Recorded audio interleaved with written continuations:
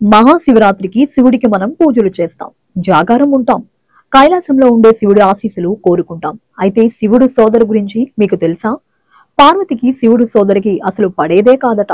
ఆసక్తికరమైన కథ మీరు వినండి. పార్వతి ఒంటరిగా ఇంట్లో గడపాల్సి వచ్చేది. పర్వతరాజు ఇంట్లో ఎంతో మంది సేవకులు ఉండేవారు.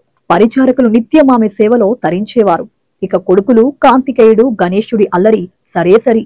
నంది, ప్రమద గణాలు సహా అంతా మగవాళ్లే ఉండేవారు.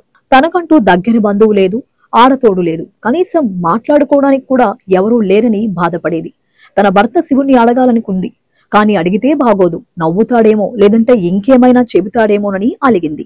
నా మనసులో భావం అర్థం చేసుకోలేని వాడు కాదు కదా, తానే తెలుసుకుంటాడనుకుంది. ఆమె మనసులోని మాటలు శివుడి చెవుల్లో మారుమోగుతున్నాయి. ఆ వెంటనే నీకు ఎవరు కావాలని అడిగాడు శివుడు. నాకు మరదలు కావాలి.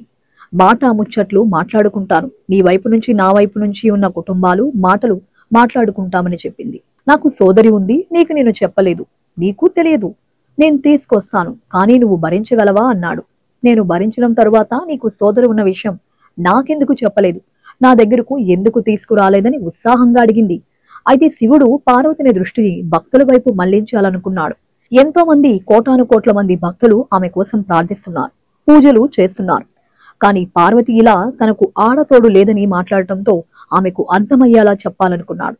పార్వతి కూడా నేను భరిస్తాను, కానీ నీ సోదరుని తీసుకురా, నా మరదలని చూడాలని ఉందని పార్వతి చెప్పింది. సరేనని వెళ్ళాడు శివుడు. పర్వతం మీదకు వెళ్లిన శివుడు మాయతో ఓ మహిళను సృష్టించాడు. ఆమె భారీ ఆకారంతో ఉండేలా సృష్టించాడు. ఆమె కొండంత ఉంది. అసువారి అనే పేరు పెట్టాడు శివుడు. ఆమెను తీసుకెళ్లి పార్వతి ముందుంచాడు. ఇదిగో నా సోదరి అసువారి, ఆమెతో కబుర్లు చెప్పుకుంటావో ఆడుకుంటావో నీ ఇష్టమని వెళ్లిపోయాడు. పార్వతి తన మరదలిని చూడగానే భయపడింది. కొండలా ఉంది. ఆమె కనీసం కూర్చోలేదు. నేను ఆమె ముందు నిలబడి మాట్లాడలేననుకుంది. వచ్చి రాగానే ఆకలి అవుతుంది వదినా అని చెప్పింది. దీంతో వంటవారికి చెప్పి భోజనం ఏర్పాట్లు చేయించింది. కానీ పర్వతపురంలో ఉన్నవాళ్ళు తినే మొత్తం తిండి లాగించేసింది. దాంతో కంగారు పడింది. అంతేకాదు, ఆసువరి నీళ్లను కూడా గటగటమని తాగేసి ఆ ప్రాంతమంతా బురద చేసింది. కూర్చోవడం రావడం లేదు, నిలబడటం తెలియడం లేదు. ఇక మాట గురించి చెప్పక్కర్లేదు. ఆమె మాట్లాడితే సుకుమారంగా లేదు. కొండలే బద్దలవుతున్నాయి. నేను అనవసరంగా మరదలను తీసుకురమ్మానని భావించింది. ఆ తర్వాత మరదలు మనం ఆడుకుందామా అని అడిగింది. సరేనని ఒకసారి తన ఎడమకాలు పగుళ్లలో పార్వతిని దాచేసింది. ఆమెకు ఊపిరి ఆడలేదు. తనకు కనీసం ఆస్వారి కనిపించడం లేదు. ఇక వికట అట్టహాసం చేస్తూ పార్వతిని వదిలేసింది. ఒక చేత్తో పార్వతిని పైకెత్తింది. కొండలా ఉన్న మరదలను చూసి భయపడింది. బాబోయ్, నాకు ఈ మరదలు వద్దు, శివుడా నీ చెల్లెల్ని తీసుకెళ్ళు అని మనసులోనే చేతులు జోడించి వేడుకుంది. ఆ వెంటనే అస్వారి మాయమైంది. హమ్మయ్యా అనుకుంది పార్వతి. నేను చెప్పానా పార్వతి, నువ్వు నా సోదరుని భరించలేవని?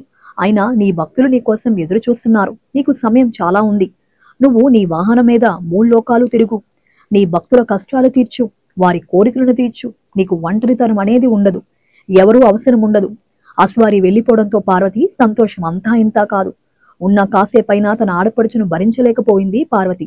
ఆ తరువాత ఆమె మూల్లోకాల యాత్రకు వెళ్లి భక్తుల కోరికలు తీర్చడం మొదలుపెట్టింది. అయితే శివుడు సోదరి కథ మనకు తెలియదు, ఉన్నట్లు కూడా ఎక్కడా వినలేదు. అయితే ఉత్తరాదిన ఈ కథ చాలా పాపులర్. కొన్ని ప్రాంతాల్లో చెప్పుకుంటారు. మీరు కూడా తెలుసుకున్నారు కదా. మరో విషయం ఏంటంటే, ఈ శివుడు సోదరి అస్వారి మీద ఓ రాగం కూడా ఉంది.